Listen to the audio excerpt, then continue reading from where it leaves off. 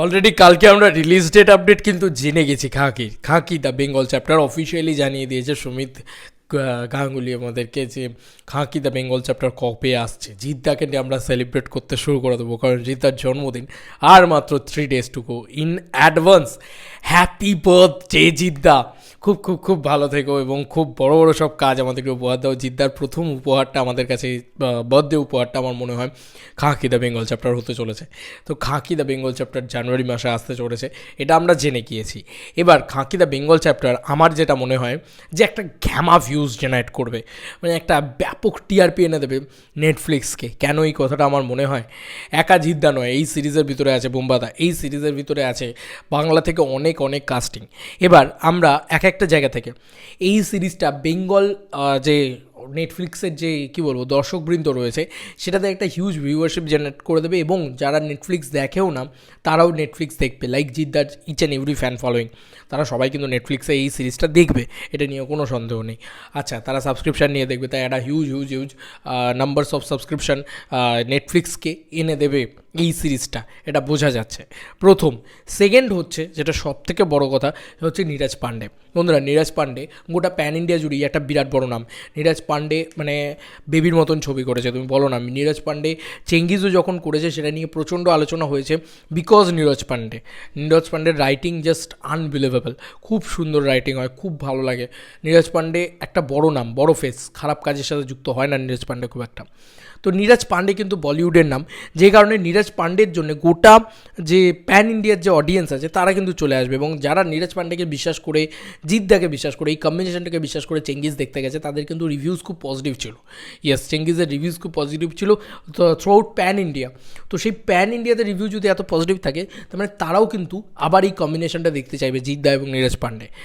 এবং আর একটা অডিয়েন্স আছে যারা নেটফ্লিক্স গোয়িং অডিয়েন্স, মানে নেটফ্লিক্সে কোনো কিছু দেখতে ভালো লাগছে তো সেরকম, তো ট্রেলার বা টিজার ইত্যাদি যদি ভালো করে দেয় তাহলে তারাও কিন্তু বসে দেখবে, ঠিক আছে।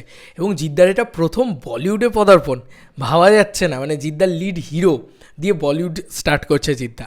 তো মানে one of the best wishes to জিদ্দা, এবং one of the biggest superstar in Tollywood. এটা তো বলতেই হবে যে বলিউডে এত বড় একটা কাজ করে এলো, এবং সেই কাজটা এখন রিলিজ হতে চলেছে, জানুয়ারি মাসে রিলিজ হবে।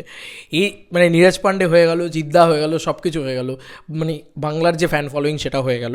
এবং আমি বললাম যে প্যান ইন্ডিয়া দেখার জন্য কিন্তু নীরাজ পাণ্ডেই কাফি আছে। আর জিদ্দার একটা পপুলারিটি তৈরি হয়েছে, এই যে পানবাহারের অ্যাড, তুমি সেটার পজিটিভ দিক নেগেটিভ দিক যেভাবেই নাও না কেন, পানবাহারের অ্যাডটা কিন্তু হিন্দিতে হয়েছে, এবং একটা হিন্দি মানুষ, মানে হিন্দির যে অডিয়েন্স তারা কিন্তু জিদ্দাকে চিনতে পেরেছে সেই অ্যাডটার মাধ্যমে। এবং তার বাইরেও যদি তুমি বলো, জিদ্দাকে কিন্তু প্যান ইন্ডিয়া অডিয়েন্স সব থেকে বেশি চেনে। মানে আমাদের এখানে সব থেকে প্যান ইন্ডিয়াতে গিয়ে যদি সাকসেসফুল সুপারস্টার কেউ হয়ে থাকে সেটা জিদ্দা, কারণ জিদ্দা যে অ্যামাউন্টটা হিন্দি বক্স অফিস থেকে নিয়ে আসতে পেরেছিল চেঙ্গিজের দ্বারা, সেই অ্যামাউন্টটা কিন্তু হিউজ, কারণ ভাইজানের ছবি ছিল সামনে। তারপরেও সেটা হিন্দি থেকে প্রায় 2.5 কোটি টাকার মতন বক্স অফিস কালেকশন নিয়ে আসা হয়, যেটা কিন্তু থালাপতি বিজয় বলো বা অজিত বলো, এরাও কিন্তু এক একটা ছবি থেকে আনতে পারেনি, মানে এরকমও হয়েছে। ইয়েস বন্ধুরা, এটা কিন্তু একটা ক্রেজ জিদ্দার। তো প্যান ইন্ডিয়া জিদ্দা ইটসেলফ আ ব্র্যান্ড। তো প্যান ইন্ডিয়াতেও কিন্তু জিদ্দার জন্য অনেক মানুষ দেখবে, এবং আমার মনে হয় যে এই সিরিজটা যেহেতু নিরাশ করবে না। এবং বাই দ্য ওয়ে আরেকটা যেটা, সেটা হচ্ছে যে এই সিরিজের আগের যে পার্ট খাঁকি দ্য বিহার চ্যাপ্টার, সেটার কিন্তু একটা আলাগ ফ্যান ফলোয়িং আছে। তো সেই ফ্যান ফলোয়িংটাও কিন্তু বেঙ্গল চ্যাপ্টার দেখবে, কারণ তাদের ওই মানে এনজয় করার জন্য তারা দেখবে, যে ওই প্যাটার্নের কাজ যেহেতু তারা এনজয় করার জন্য দেখবে। তো কোথাও গিয়ে সব মিলিয়ে এই সিরিজটা একটা ভয়ঙ্কর ভিউয়ারশিপ জেনারেট করতে চলেছে। আমি আগেও বলেছি যে এই সিরিজটা ব্যাপক ভিউয়ারশিপ জেনারেট করবে। আমি তো মানে মুখিয়ে বসে আছি, জিদ্দা সিরিজ করছে প্রথমবারের জন্য, এবং তাও আবার বম্বে, মানে বলিউড। এবং এই সিরিজটার জন্য জিদ্দা প্রায় 3 কোটি টাকা রেমুনারেশন নিয়েছে এই সিরিজটা করার জন্য, এবং এই সিরিজটার বাজেট প্রায় 60 কোটি টাকার অধিক। তো এই সিরিজটা দেখার একটা আলাদা কী বলবো, একটা অডিয়েন্স বেস থাকবে, এবং এটা কিন্তু শুধু ইন্ডিয়া থেকে মানুষ দেখবে না, নেটফ্লিক্স একটা বিশ্ব প্ল্যাটফর্ম। তো আমার মনে হয় গোটা পৃথিবী জুড়ে মানুষ কিন্তু এটা থেকে দেখবে, এবং যারা ইন্ডিয়ান রয়েছে আর কি পৃথিবী জুড়ে, এবং তারাও হয়তো কোথাও না কোথাও দেখাবে। তো জিদ্দা একটা বিশাল ওয়াইডার অডিয়েন্স পেতে চলেছে এই কাজটার থেকে। এবং যদি সত্যি এমনটা হতেও পারে যে সত্যি এই কাজটা ব্যাপক পপুলার হলো, এবং সত্যি জিদ্দাকে কোনো বড় ডিরেক্টর পছন্দ হলো, তারা কিন্তু জিদ্দাকে নিয়ে একটা গোটা ছবি মাউন্ট করতে পারে বম্বেতে।